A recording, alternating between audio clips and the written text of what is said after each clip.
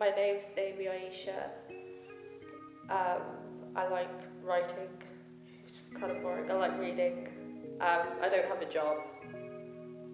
I don't really do much, play Sims. That's about it. Yeah. It's as interesting as I get.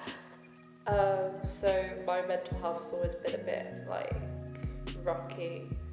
No one's really known why. So like at the moment I'm feeling great, but I literally just came off of antidepressants.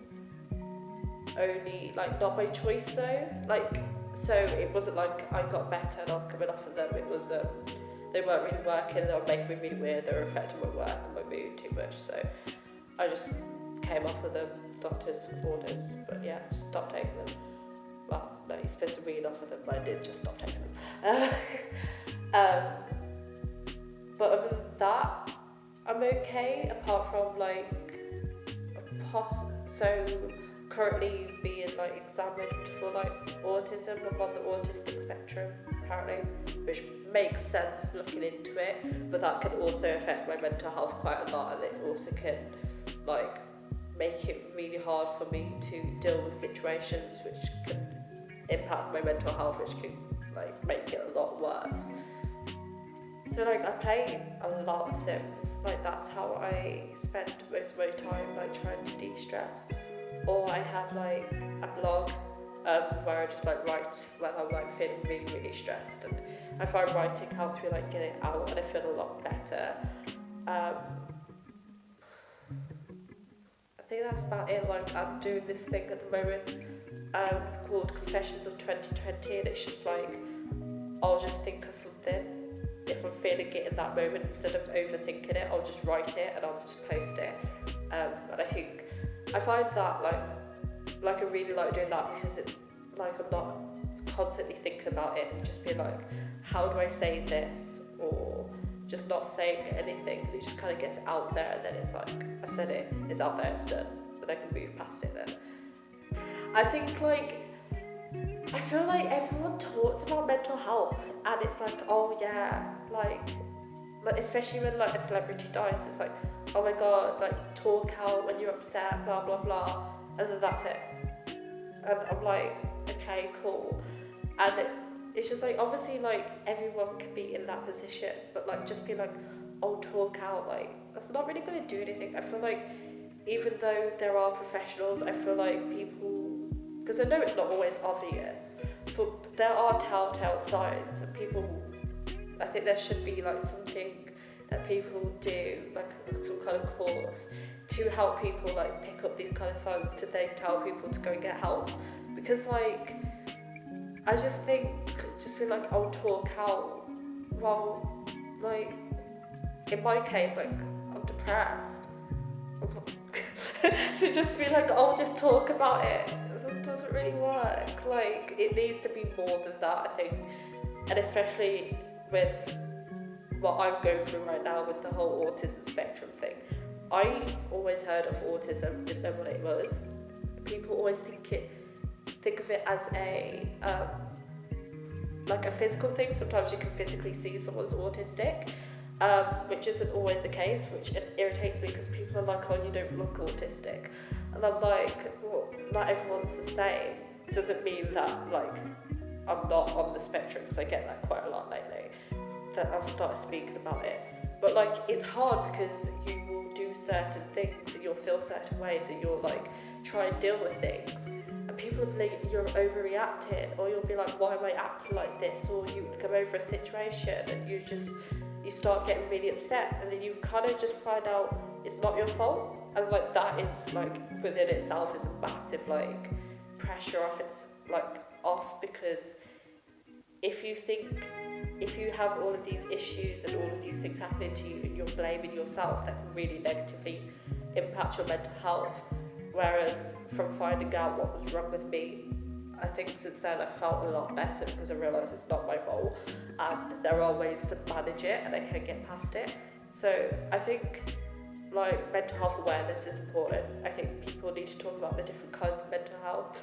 I think they need to talk about how autism links with mental health.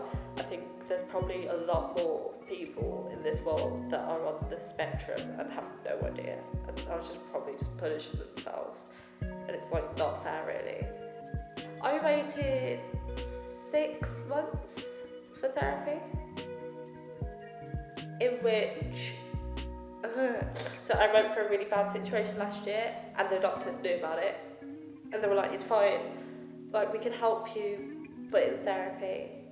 And it's like, but I waited 6 months for that. Within that 6 months, I went absolutely mental. Like, I just couldn't take it anymore, and it was just like, and like, I literally went back, like, oh, it's so annoying. Like, you call the doctors, and they're like, okay, well, you have to wait for, where I'm from, it's called Worcestershire Healthy Minds. So they're like, contact Healthy Minds, tell them like it's getting worse. You contact Healthy Minds. And they're like, oh well, like you're on the list, maybe call the doctors to see what they can do in the meanwhile. So you get bounced between those two. And then like at night it's like, okay, call crisis team. And the crisis team are like, okay, we'll go to a hospital. You go to a hospital, they're like, let's talk to your GP, let's talk to Healthy Minds. And then it's like, oh, have you spoken to the crisis team? And you're just sitting there like, you're taking the absolute piss. Like, of course I've done all of these things, and it was literally just months of going round and round and round in circles. And then it was like, doctors being like, you're trying to self-diagnose. And I'm like, well, because there's something, because I always knew there was more than depression and anxiety. And they're like, yeah, but it can just be anxiety. And I was like, no, there's something, like something is wrong with me. Like, from what happened, the way, it was like something, like it was something that had always been there, and I just completely let it out. And at first I thought I was bipolar, like the signs were there, but they were like, no. And then it turns out it was like autism spectrum, so I wasn't wrong about there being something else really wrong with me, just no one would listen. I didn't want to go on medication. I did because I was struggling. It made me worse. So I don't believe all medication is like that, and also this is where it's like bad, because it's like, if they had just listened to me when I was saying something else is wrong, because I was saying I didn't want to go on medication until I knew, like, that's it, that's final, then this is what might help. But I found out that it's like, when I was coming off it and I was like, oh, is there anything else I could try? They were like, wow, because you're getting like, you're on the spectrum, because like, it doesn't matter if you're fully autistic or if you're just on the spectrum. They're like, it's such a grey area that we just don't know if it's going to work. But I wasted like 6 months of my life on it for no reason. So like, I think medication should only be given out if they're properly like looked into everything and they've determined this is it, instead of just throwing tablets at people, which is what they do, really. And what I find quite a lot is like, which is like, I know everyone's different, but you'll meet people that are in the same situation as you, and you'll be like, oh, what, like, or they'll be like, oh, what medicine you want, and you'll tell them, and they'll just start laughing, because everyone knows it's crap, but they're still trying to use it.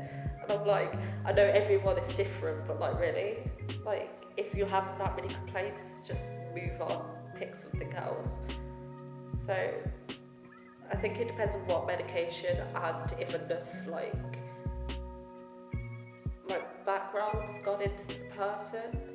Otherwise, if it's literally just been like, I feel depressed, and it's like, yeah, you might have depression or you have depression, and there's just like, try this, then that's like not good enough.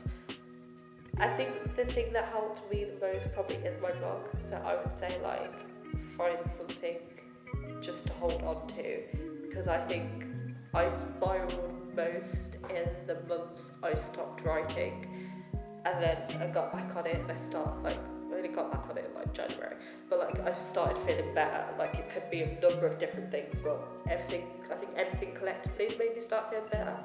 So I'd say like, try and find something to hold on to, and then also like, if you feel like there's something else wrong, like, don't listen to them, because they'll like, it's really annoying, because it's like, you get diagnosed with one thing and they're like, oh yeah, no, you just like, they just think you're a little bit crazy. It's like, it's fine, you'll be fine, like, this is what it is, that's it.